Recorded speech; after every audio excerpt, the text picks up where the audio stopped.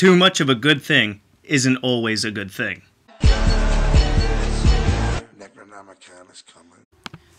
So it's a Friday afternoon. I haven't fed my cats yet, and I probably will in the middle of filming this video, which is why you guys will probably see, some of those little cutouts so you can tell when I started and stopped it. You'll probably hear the click of my mouse pad. But I thought I'd talk about when and when not to use magic, because when somebody gets into practicing paganism, Wicca, magic, they like to think that anytime a problem comes up, that there's a spell that you could do for it to fix it. And that's not necessarily always the case. What some people might not like to hear is that magic should be used as a last resort when it comes to fixing problems. I'm not saying that you should do initiatory systems like that in the Necronomicon as a last resort, but if you have a problem at work, a problem at home, or a problem with just somebody in general, or a problem even with yourself, don't always go for a magic spell first. Try to figure out as many real-world kinds of ways to fix the problem. If you are having difficulty with a family member, confront them about it. See if you can change it. Maybe it's something that you're doing wrong. Maybe it's something that they're doing wrong. Either way, try to remedy the situation with what I always go for first, which is communication or even confrontation if it's that negative. If those kinds of things still don't change the situation, then it's the appropriate time to use magic. So let's say that you're having difficulty with a family member where, I don't know, maybe you're fighting with a parent or a grandparent or a sibling. Sit them down and talk with them about what the problem is. If they bring up issues with you, see if there's something that you can fix within yourself. Maybe you're not picking up after yourself. Maybe you're not actually effectively listening to them and they get mad at you. Maybe you're just not doing the things that you're supposed to be doing, and try to work on that. If you find that you have difficulty working on that, then maybe you could use a spell or some energy work or some invocation of planetary, angelic, demonic energies to help you. If you need to work on organization, for example, I know that there is a spirit in the Necronomicon for that, one of the 50 names of Marduk. I believe it's one of them between 40 and 50 for that, for example. Or, if you're having an argument with somebody, you could use the spirit or the name of Marduk, Zisi, because that one helps with calming arguments.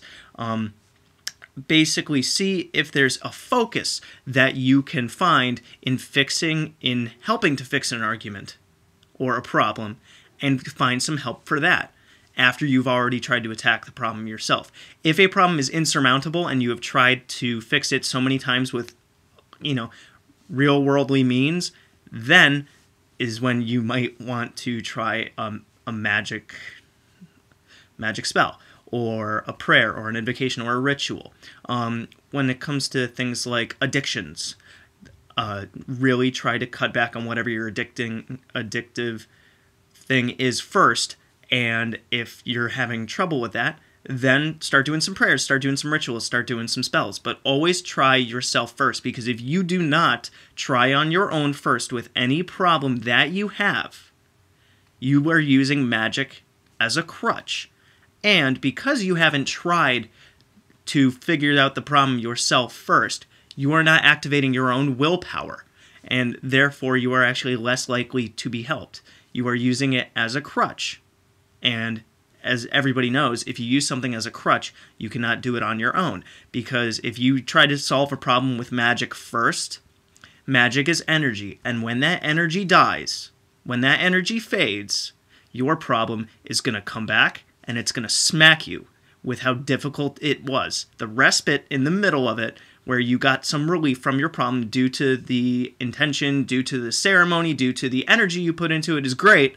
But you're not going to like it on the other side. So gain some momentum with fixing a problem on your own first, and ask for divine help, and use your own energy and willpower inside you to activate that energy and solve the problem that you're going through.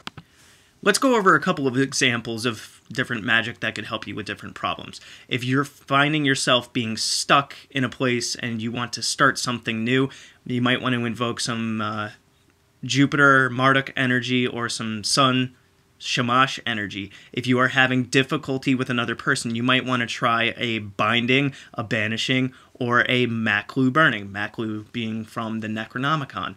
If you are having problems with organization, like I said before, you could use one of these spirits between numbers 40 and 50. Can't remember the name off the top of my head. My book is right in front of me. I'm not going to reach it.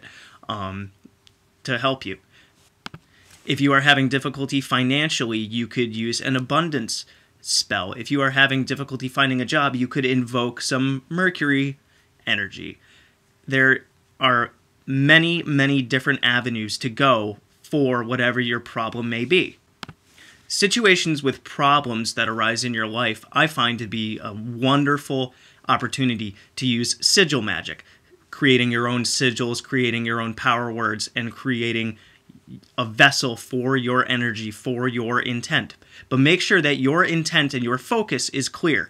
Maybe you don't exactly know what the problem is that's going on with you. Maybe you're having a hard time at work because you're not really focusing on what you should be focusing on at work. Maybe you're having a difficult time with a family member because you are not listening to them. It's not about them not listening to you. Really get down to the nitty-gritty and figure out what the problem is.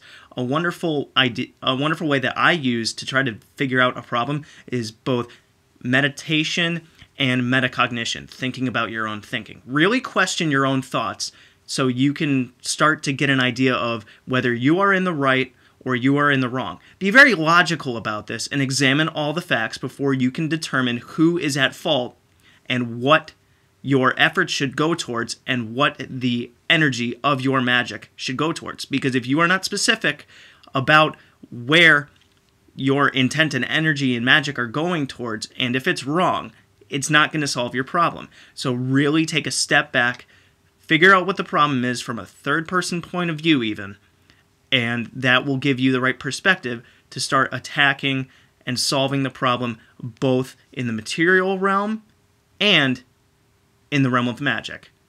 So those are my thoughts on how to solve problems using magic and when to use magic. And as always, good hunting.